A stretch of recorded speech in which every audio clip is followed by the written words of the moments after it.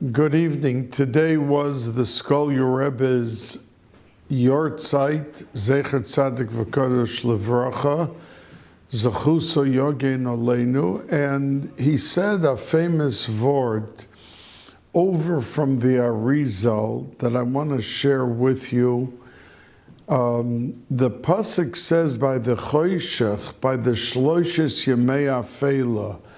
In other words, last week's parsha had 7 of the makkos.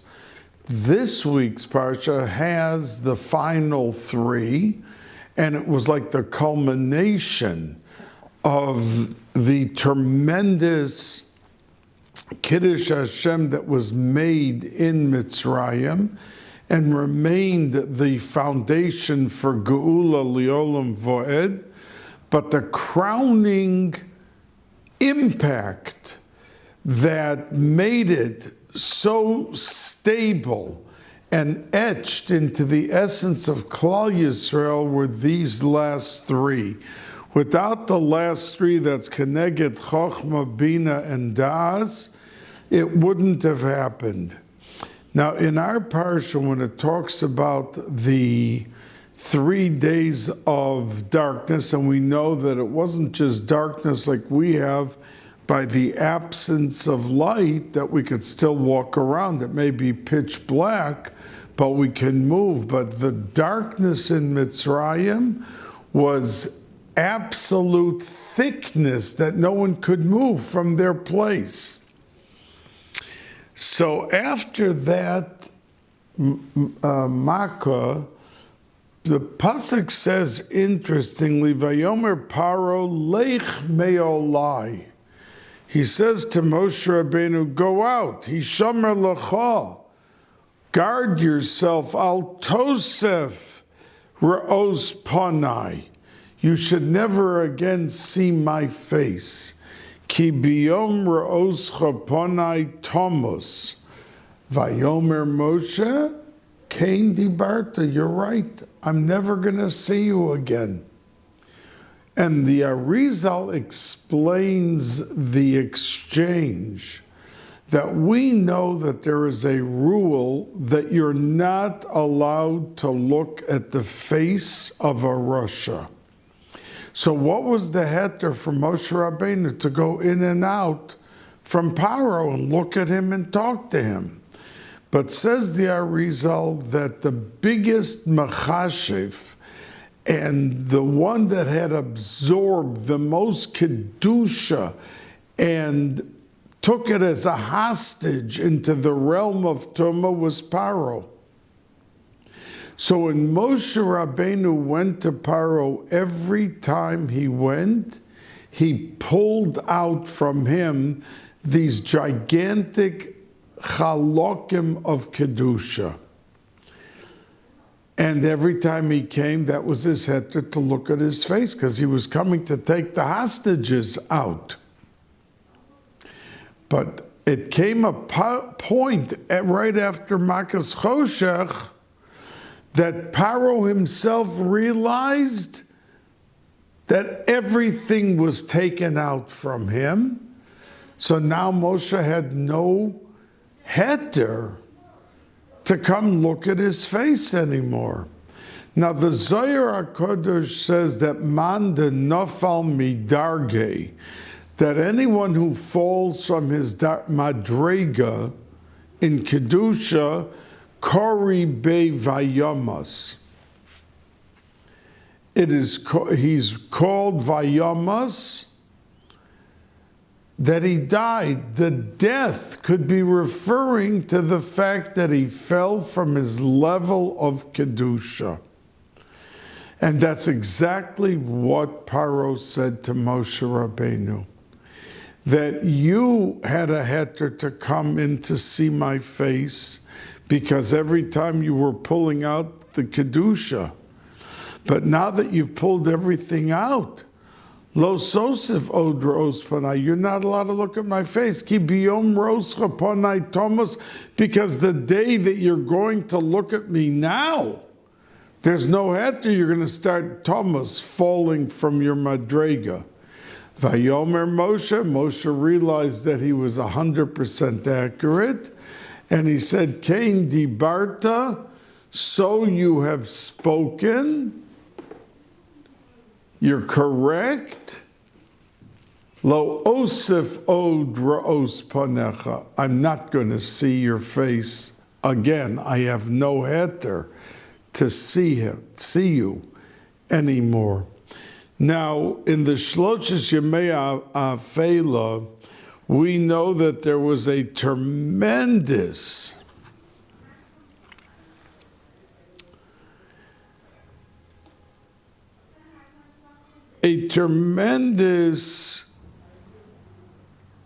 effect on the relationships with the Yidden and the Mitzrayim. Because when that darkness came and a Mitzri was sitting in the chair by his house, he couldn't move anymore. The thickness of the darkness held him in one place. And so too, and we spoke about this once, and we said that that's the reason that the Pasuk last 2 weeks ago talks about borrowing gold and silver from his neighbor. This week's parsha, it says, go and borrow and take the gold from your friend, meaning the Mitzri. Why sudden friend? And we explained that the Mitzri now became a very good friend because for 3 days there was darkness. They couldn't move to even pick up a spoon to eat. And it was the Jews who came into their houses because the darkness didn't affect any Yid. And they came into the house and they fed the Mitzri. Now, when this happened,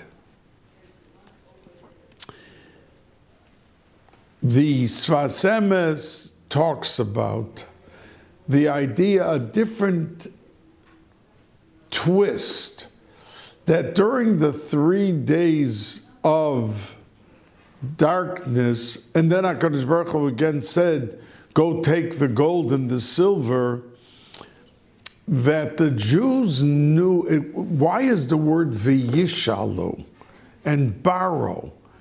They didn't give any of the gold or silver back. So why say borrow? Just say take. Because they had worked for 210 years and they never received a dollar salary. So they were more than entitled to this money. But why did Hashem say, V'yishalu no, borrow please? And Rashi says, Ein no ela bakosha. Now, if you are talking to someone and you have the winning lottery ticket, and you say to the person, you know what, I think you've done a lot of good in your life. Here's the lottery ticket. It's a winning ticket, go collect the money. Would you have to beg the person to go take the money? But over here, that's what HaKadosh Baruch Hu said, V'yishalu no. Please, like begging, tell them to ask for or go take the gold and silver. So they explain that why was it said in such a lashon? It was said in such a lashon because HaKadosh Baruch Hu knew that the Yidden were afraid of the test of time of money. And that they knew what it was fraught with. You know, many people inherited money, and then there's a sudden machloikas, the whole family is in uproar. Why did you get 10,000 more? Break up a whole family over $10,000 or $20,000. There are people, individuals, who made a lot of money, and you suddenly cannot recognize them. They became the smartest, they became the best, and the condescending begins when they deal with their friends for 40 years. But now, new status, they have all the money. So the Yidden felt HaKadosh Baruch Hu knew that there would be a hesitancy to go take the gold and silver. They didn't want to lose the mantle of humility and the cloak of simplicity and descend because of the money. So HaKadosh Baruch Hu cushioned what he was saying about the gold and silver, and he said, no, please, I'm begging you, go take it, so that you shouldn't be hesitant, and you won't be subject to the test of time of money. And along those same lines of raising a comfort level, the Zohar HaKadosh asks, why is the word bo, the name of our Sedra, employed? That means if I'm standing with someone over here, and I want the person to go over there, I wouldn't say bo, come. I would say leich, go over there. So why, when HaKadosh Baruch Hu wanted him to go to Paro, did he use a lashon of bo el Paro? Hashem was with him over here, and he was asking him to go over there. Why did he use the word bo and not the word lech? Says the Zohar HaKadosh that HaKadosh Baruch Hu wanted to cushion. There were tremendous lions and tigers in front of Paro's house, and he was afraid. So to say the word lech is a stronger lashon of direction. But bo is already a weaker lashon that allows the person to feel the comfort level a lot more. And the lesson to us is whether we're dealing with our children, or we're dealing with our community, or a neighbor who's upset that we park 2 inches into his part of the driveway, that the way to go about it is not to come back with the stronger response that causes alienation, but to do it in a soft-spoken way, which will add to the intensity of sensitivity and relationship with the other person, that it come out in a soft, loving, warm friendship atmosphere under the umbrella of friendliness. Now, we know that when, in the beginning of the Sedra, it says that when I'm going to send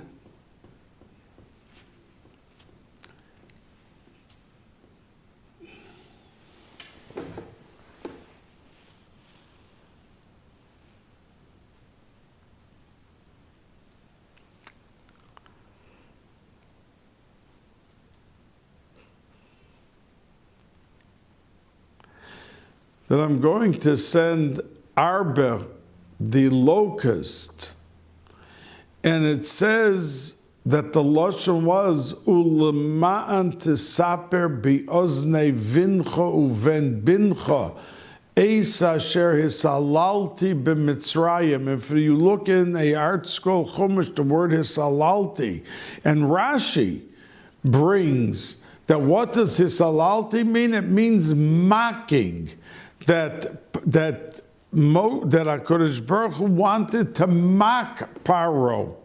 Now we have a rule, bin fol ol yavecha al tismach, that when your enemy falls and you did whatever you had to do, don't rejoice and don't be so happy with his downfall.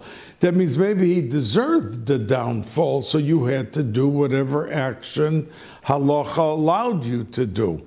But don't be so gleeful and lick your fingers with a geschmack that you really, really taught him a lesson. So why over here does the pasuk say, that I'm going to now with these 3 last makas teach Paro a lesson that I'm going to be, not only will he lose, but he's going to be mocked. We're not supposed to make fun of. But the answer that the Meforshim say is because Paro over here, that means when we have a regular enemy that we stand up to in waging war, or we have to take a stand because the person is doing something wrong, we have to address the issue and the mistake or the bad that he's doing. But Paro over here was not just bad. When he, for instance, took children and threw them into the water, and their blood, when they were being killed and the water was turning red, so Paro took their blood and bathed in it.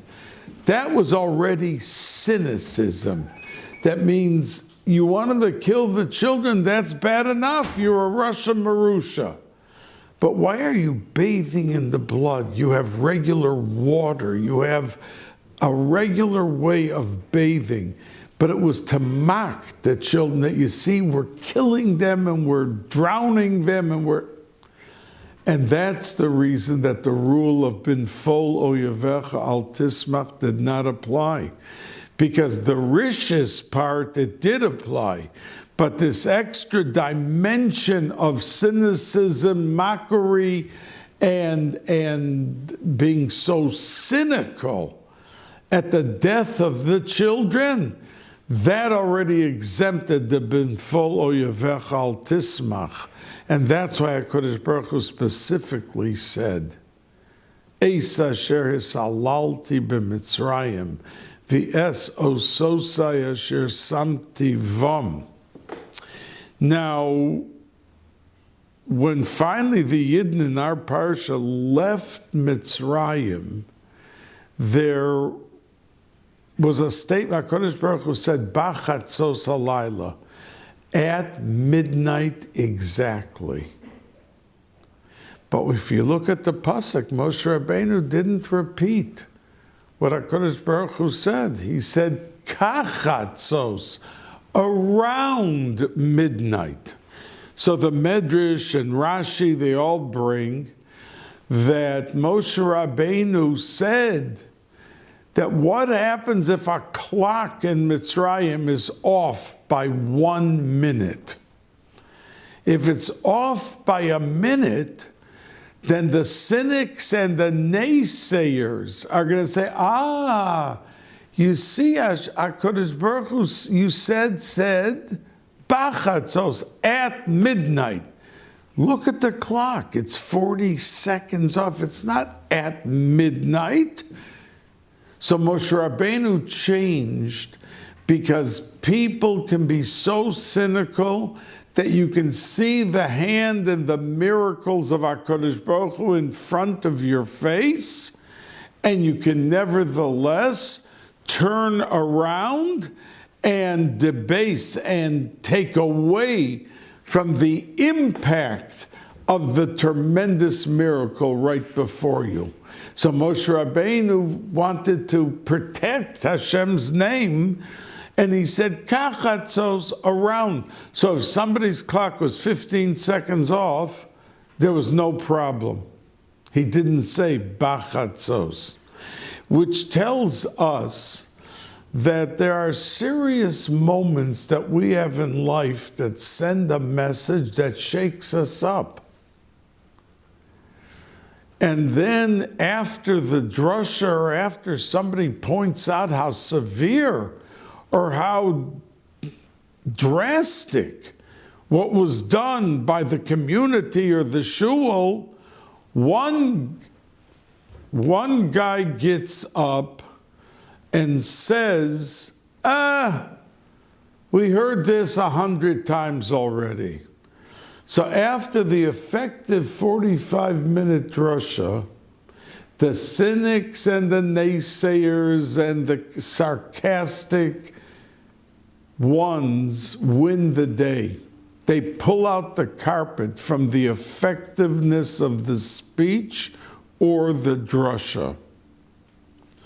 So the Kachatzos gives us a very dynamic lesson that we are able to learn from and to be able to turn it around and to be able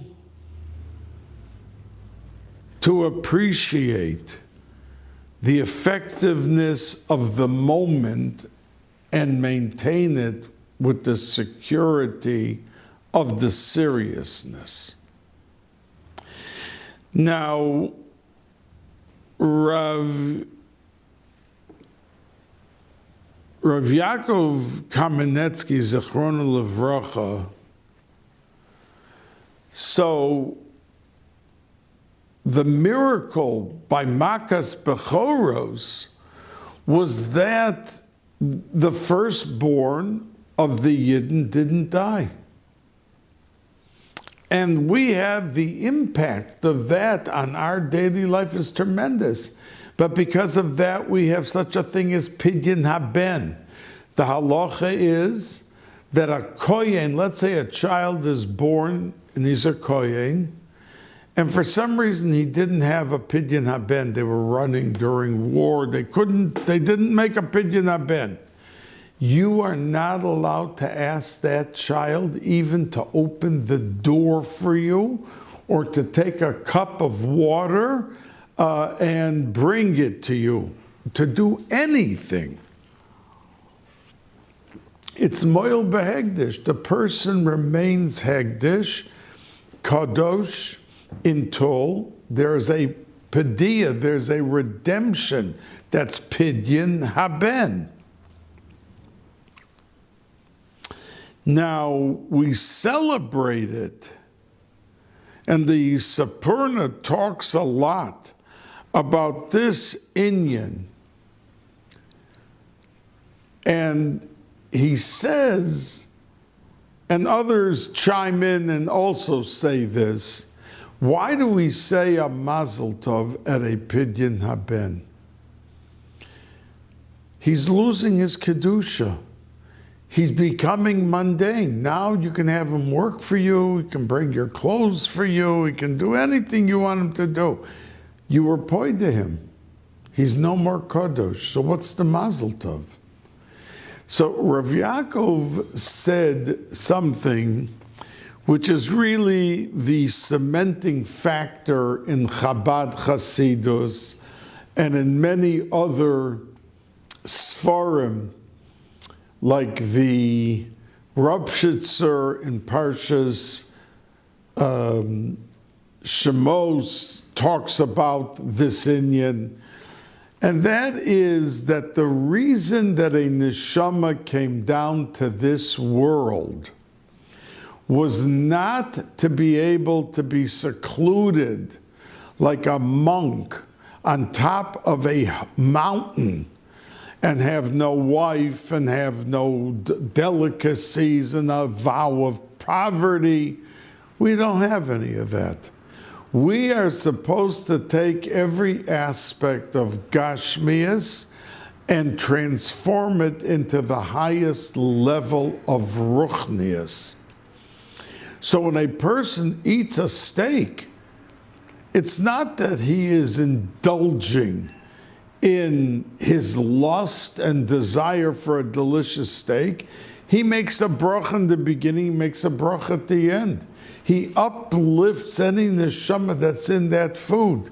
He's transformed it from the regular gashmias of this world, the physicality, and he's brought it under the umbrella of ruchnias.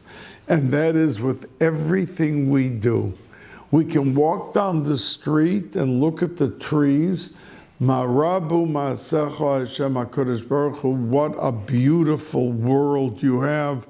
Look at the shrubbery, look at the lush landscaping, how gorgeous your world is. That's what he's busy with his machshava.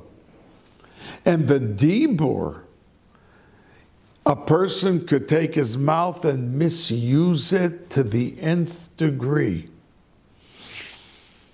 And at the other hand, he can be Mekadesh Shem Shamayim with his davening, with what he says to people, how he greets people.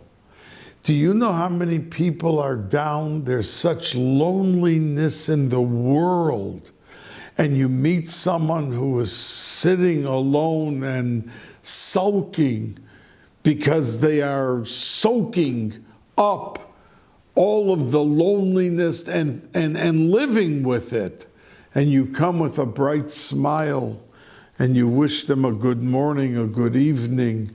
How much of a difference in the lives of those type of people we can, with just the simple good morning, the smile, the very little effort, or the actual Maisa.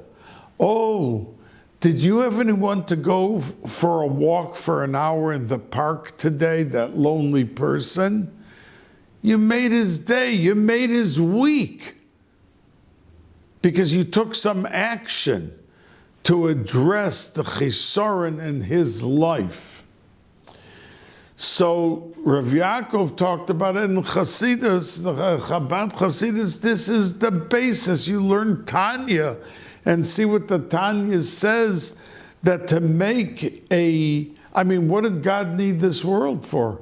He always existed. What do they have to make a world? There's a virus, because the job of a Yid is to transform this world to make a comfortable home for HaKadosh Baruch Hu, and he revels in it.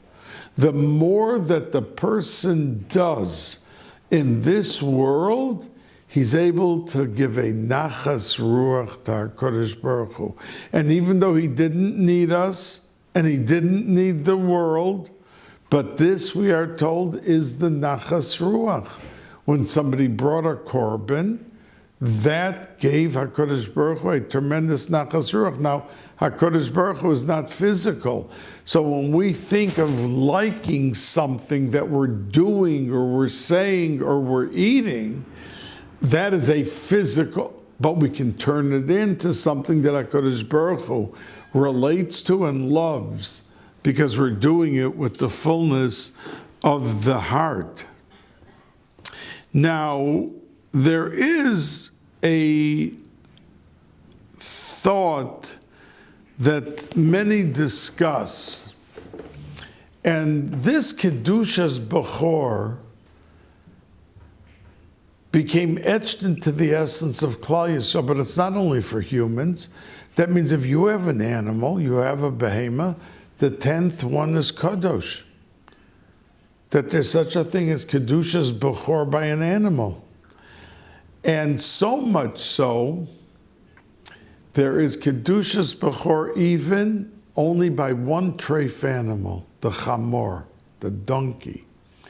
And the 10th one is Kadosh, and if you don't keep it Kadosh, you have to then chop off its head, because you have to get out of the way the topping of Kedusha that's been bestowed on that animal. So the question is, we know that the dogs were given the treif meat. Why?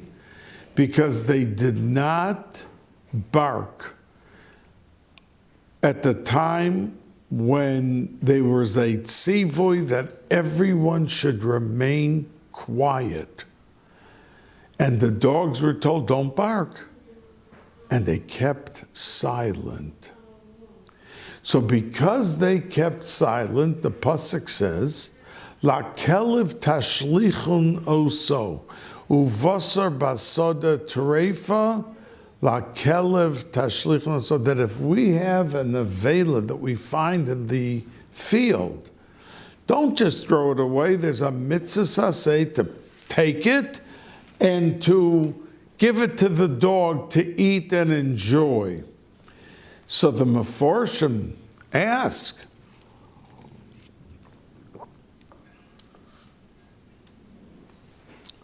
that if the dog was so special to get a gift of all the tarfus, Why doesn't he have Kedushas Bechor? And says the Sfas Emes that the Chamor got it because he schlepped for the Yidden. We know the Medrash says that there were 90 Chamorim that every Yid had to carry out his gold and silver. 90 donkeys filled. And as mishlept for a Yid, someone who carries a burden for a Yid, Vert min HaKadosh, they become a Kadosh. So the Chamor became Kadosh, but not the dog. Because even the dog did a very nice thing, but it was not directly helping a Yid, so it didn't become a Kadosh. Now we know that there was a Tana Reb Chanina, and he was like the most favored Tana. The others held in his generation that he was like HaKadosh Baruch Hu's favorite son. And anything he asked for happened. So he had a Talmud Rav Hoshea, and I mentioned to you a few weeks ago that Rav Hoshea was troubled. Why the dog? The Medrash says that when Liasad Lava Mashiach will come, the dogs will gather together to say a specific shira. Bo'u v'nishtachave v'nichra'o lifnei Hashem osenu. They're going to say those words in unison. And Rav Yeshaya was disappointed that he couldn't understand why such a gift was given. And he fasted 5 days.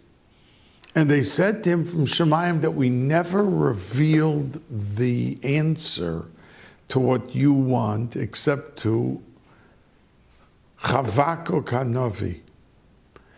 Anyone else in the world, we've never revealed it.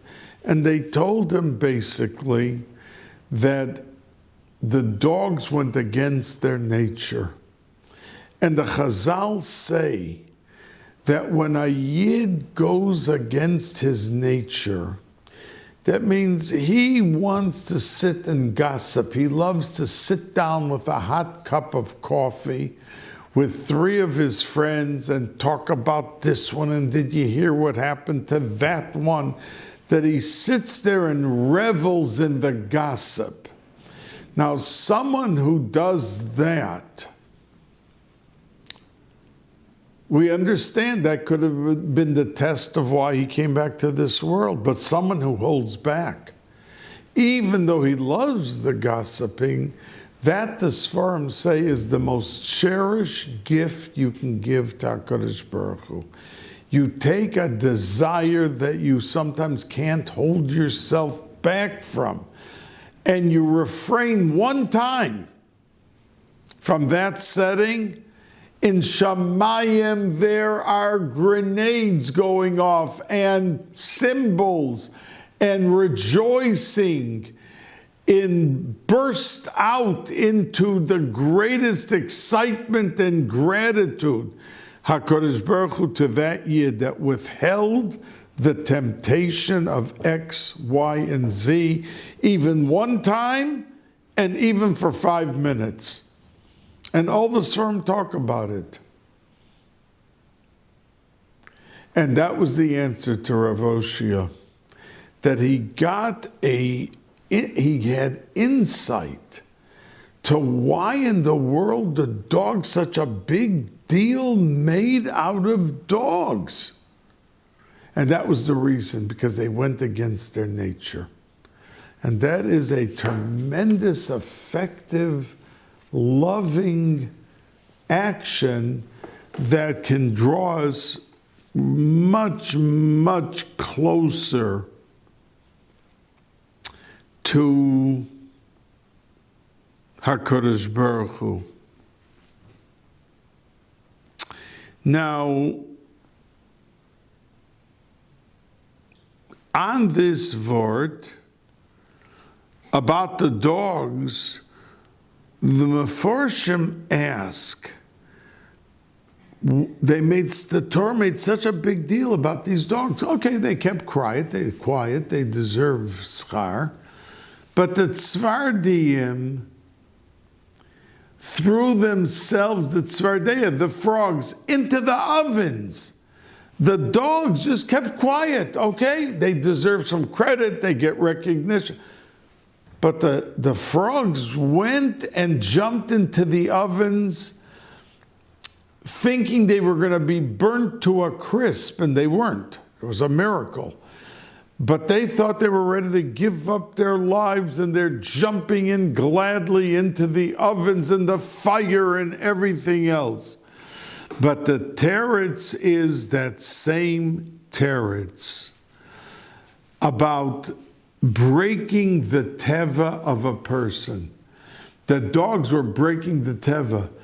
The frogs were not breaking their teva. They were at a madriga that they wanted to be Mekadesh Shem Shemaim, so they were ready to give up their lives, like many Yidden gave up their lives. But it didn't break their teva. And the breaking of the teva is the most beautiful thing. Now, the Gemara tells us in Avodah Zarah that there was a Tana Rabbi Yossi ben Kisma, and Rabbi Hanania ben Tradion, who was killed in the Asara Ruge Malchus, met him. And Rabbi Hanania ben Tradion asked Rabbi Yossi ben Kisma, do you think that I'm a ben Olam Haba? Now, Rabbi Yossi ben Kisma gave Musar to Rabbi Hanania ben Tradion because he was teaching Torah Barabim, and he warned him, what are you doing? You're going to be killed. You're going to be tortured. And he was the one of the Asara Aruge Malchus that they put the cotton on his body so he shouldn't die quickly and he should suffer more. Hitaka was killed. And Rabbi Yosef ben Kisma asked him, what are you doing? So he answered, Rabbi Hanania ben Tradion asked Rabbi Yosef ben Kisma, do you think I'm a ben Olam Haba? Now, what kind of a question was that? He was sitting with 10,000 Talmidim. He gave up his life to learn Torah, and he's asking him, do you think I have Olam Haba? So the Balatanya explains in one of his 4 Terutzim answers what this exchange was about, because he then said to him, oh yeah, you know, I do have something that I did that I should get Olam Haba for. And what was that? One time on Purim, I had in one pocket money for Matanos Levyonim, and the other pocket I had money to make my Purim Suda and everything else. And I mixed up the money. So I took all the money and I gave it for Matanos Levyonim. Oh, you did that? Then you're a ben Olam Haba. What about all the thousands of people learning Torah from him? But the answer, says the Balatanya, is that sometimes something when we do a mitzvah is so much the teva of the person that he's enjoying it to such a point that even if it wasn't a mitzvah, he would still do it because he loves it. And he was learning Torah with such a thirst and his love for it that he would have learned Torah regardless when it came to a certain point. But many Talmidei Chachamim love their money, not because of an avodah zarah for money, but they loved their money because they took time, their life, time is life, to earn something, to buy that vessel or that jacket or whatever. It's time is life, and you took part of your life to acquire that. So they're very hesitant to give away things that cost them the money because of how they earned it with the time of their life. And that's why for him to take all of the money that he mixed up and give everything to tzedakah, that was like neged his teva, to watch and be careful with gashmias, not to have to re-earn and take other time to be able to survive with it.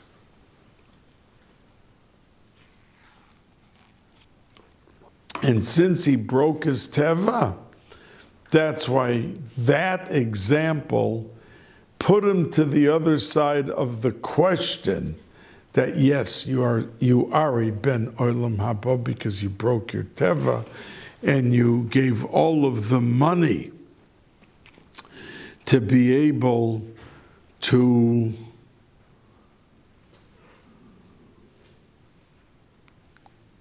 make sure that you were not benefiting by anything of it. Now, in this parsha, it talks about matzah, it talks about chometz, it talks about korban pesach, and I want to just cite two things that show us what it means to be sensitive, because the halacha is that something wheat that could become chometz is kosher to make matzah with. That means if it's wheat, that if you leave it and it grows and you let it rise and all of that, that type of wheat you can go and make your matzahs with and be yotzeh the mitzvah aseh d'oraisa of eating matzah on Pesach. However, the Gemara says, oiris v'doisen, if a person has, let's say, rice, and he wants to, and rice is not qualified to become chometz, you can't make your matzah out of it because it cannot become chometz. So the concept of what it is we have to take something that in its potential could work against us and turn it completely into something which is a mitzvah aseh d'oraisa. That's not such a challenge to take something that could never be treif, could never be this, and to try to do a mitzvah with it, because in and of itself the mitzvah may be beautiful, but it's a much bigger mitzvah if you took it and you use the essence of it, that if you'd have left it, it would have been chometz, an isur d'oraisa for Pesach. But it became matzah. That power of evil and bad that rises, and we talk about the Yetzer Hara being chometz, and it rives with its gaiva, with its ego, that we need matzah which is simple and poshet and humble and not that has to be what we make matzah out of. And we take it and we, at the root of its evil, we turn it into a mitzvah aseh d'oraisa. But by the korban Pesach, you know that there had to be groups because an animal could not be eaten by one person. So they made a chabura, let's say 30 people, and because you can't leave over. So it had to be finished, but you can't expect two people to go eat the whole animal. So there was a whole group, and it's called a chabura. Now, the Gemara says, if there were in one room, let's say 2 chaburas, it was a big room, there were 40 in this chabura and 40 in that chabura. And you're supposed to face each other in your chabura. And the Gemara says that if one person of the 40 people turned his head and looked at the other chabura, you couldn't eat anymore in that chabura where you were sitting. You disassociated from the others by looking into the other chabura, because they were taking the permanence of being associated with this group, and by looking over there, who knows where his kavanah? Maybe he's thinking of those people, and you're supposed to be part of this chabura. So that's the halacha, the Gemara says. But there's an exception. The exception is a kala. If a girl who just got married those 30 days was in the chabura, and she turned around and looked the other chabura, there was no problem. She could continue eating. Now, why that exception? Why that halacha for that kala?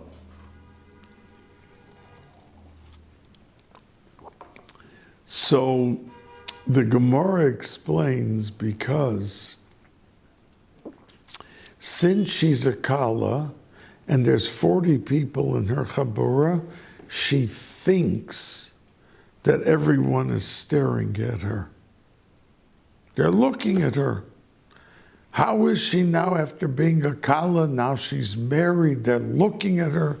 So if she turns her head to avoid being looked at, she remains in the chabura. And anyone else who looks out and stares at the other chabura is out of it. They're gone. They can't eat any more from it. And also, Yom Kippur, there's some that hold the Chamisha Inuyim.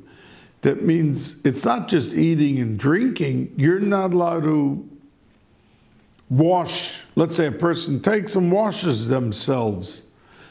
Some hold it's an Isser D'Oraisa, just like eating and drinking. Others hold no, it's only a D'Rabbanan. But the halacha is that a kala lechatchila is allowed to go wash her face completely on Yom Kippur. I'm talking about Yom Kippur. So the Gemara says, because shalot tiskana al bala, because she wants to look fresh for her chosan, that he shouldn't say, ooh, you don't look so pretty or whatever. Now the Meforshim all say it's just a figment of her imagination. When she's sitting in a chabura with 40 people and they're having the kavanah of the nachas ruach, of eating a korban pesach and doing such a mitzvah, and the korban pesach was only done in our parsha once. The whole 39 years in the midbar, they didn't eat the korban pesach because they didn't do a bris, because they were afraid of chas v'shalom getting sick because of the winds in the midbar, in the desert. So they didn't do a bris, and you don't have a bris, you can't give a korban pesach. V'orel lo yochal bo. That a uncircumcised male cannot participate in the eating of the korban pesach.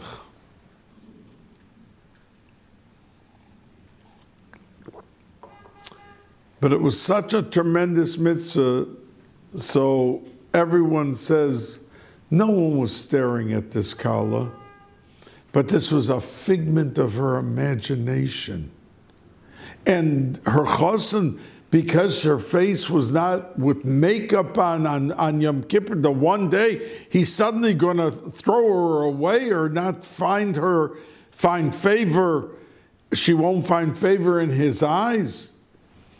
But it's all a figment. But the Meforshim say, because of a person's sensitivity, even if it's just their imagination, we go to the nth degree to make them comfortable. So we allow the kala to turn her head, and we allow the kala to wash her face on Yom Kippur. Now, we know that we have to be mitzapim liyeshua, There's a mitzvah, and it's one of the things in a person's nifter, one of the first questions, Tzipisel Yeshua, did you long for the Yeshua, for the Geula to come? In other words, or was it just something you lived your day, you did your learning, you did your mitzvahs, and goodbye? But there had to be a longing that you see what Klal Yisrael lives through, that you want them to get out and to be out of the tzaras and the golos, to be in the geula. So the question is, because by the 3 days of darkness, anyone who was not, the Meforshim say, mitzapim li Yeshua, ended up dying in the 3 days of darkness. Because HaKadosh Baruch Hu, and 4 out of every 5 died. Because HaKadosh Baruch Hu didn't want the Mitzrayim to say, what's the problem? We're dying, you're dying also. So they didn't see the Jews die. And they buried them during the 3 days of darkness, so they never even knew that there was death and plague by so many of the Jews. So the Meforshim ask that we know that Dasan and Avira, who were Shoyim Gemurim, they were still around. They didn't die in the 3 days of darkness. And the Meforshim say they didn't die in the 3 days because they were Mitzapel Yeshua. They were Rishoyim. But they knew that there was going to be a day that the Yidden would get out and they wouldn't continue their suffering, that they are suffering to such an extent. So we have to sharpen really that, because let's say somebody is very comfortable. Oh, I have a comfortable house and I have $700,000 in the bank. I'm every year Florida for 4 weeks. I mean, what am I really missing that I need Mashiach so badly? But the teretz is that a Yid has to condition his mind that even if he is personally comfortable and has the comforts of life, that he's not, under such sorrows or under such pain, grieving in the golus, so he doesn't want the geula as much. He has to train himself and condition himself that there are Yidden that are suffering every day of their lives to be Yidden and to keep the Torah. Like they Yidden say to me from France, oh, for the last 3 years, we can't walk in this street with a yarmulke in France anymore. We have to wear a cap or a hat or something else and not look at and people doing things to take away that imagery of being a Yid, because they're afraid to walk and to do because of the circumstances. And that is the rove of Yidden in the world who are suffering. Because even a Yid who is, let's say, a Reformed Jew, and he's eating lobster and eating all the stuff that's metamtem, the neshama, and metamtem everything, his whole moyach and his whole thinking. That's how so many of them are anti-Israel. How could anyone in their right mind, with all the democracy and with all the beauty and dignity of Eretz Yisrael, be against Israel for the thugs and the murderers and the terrorists? But because they're metamtem their mind, they can't even think straight. It's not a Goyish mind. It's a Yiddish mind. And it's metamtem. So when you talk to them about Gula, who needs it? Like I once debated a Reform rabbi who's in a temple up in Westchester. And he said, it was before Tisha B'Av, and he said to the crowd, the rabbi's talking about the loss of the temple. I think it was the best day of the history of the Jews that we lost the temple.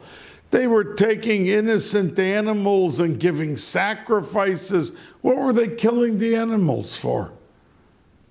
So for us, we drink a l'chaim on Tisha B'Av. This Reform rabbi said, we drink a l'chaim on Tisha B'Av.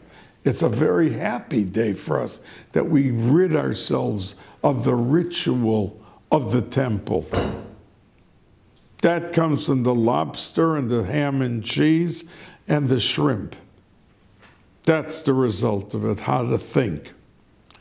And I want to close today with a vort from the Vilna Gaon, HaChodesh Hazeh Lochem, the mitzvah of making Chodesh Nisan the first month on our calendar, that's the Rosh Chodesh, and it's the first month of all the months of the year. So the Vilna Gaon said, HaChodesh Hazeh Lochem Rosh Chodashim, Rishon Hu Lochem L'chol Chodshei Hashana, that we know that the halacha to fast on Rosh Chodesh is osir. But there's one exception, the first day of Nisan. The Rosh Chodesh Nisan, many people here in Borough Park, they fast on Rosh Chodesh Nisan because you're allowed to fast. But you're not allowed to fast the whole month of Nisan, which is exactly the opposite of the whole year. The whole year you're not allowed to fast on Rosh Chodesh, but all the days of the month, of a regular month, we could fast on the days of the month. But Nisan, you're not allowed to fast the whole month. But the first day, Rosh Chodesh, you are allowed. So the Vilna Gaon Taich HaChodesh Hazeh Lochem, that this month is for you, the whole month of Nisan, Rosh Chodashim. It has the halacha of Rosh Chodesh, that you're not allowed to fast. But Rishon Hu Lachem, but the first day of the month of Nisan, the Rosh Chodesh, L'chol Chodshei Hashana has the halacha of the days of a regular month that you are allowed to fast. Bracha v'hatzlacha in your week, and Shabbos Kodesh, that's ushering in the ultimate Sedra of B'Shalach the week after, with Uvnei Yisrael Yoitzim Biyod Rama.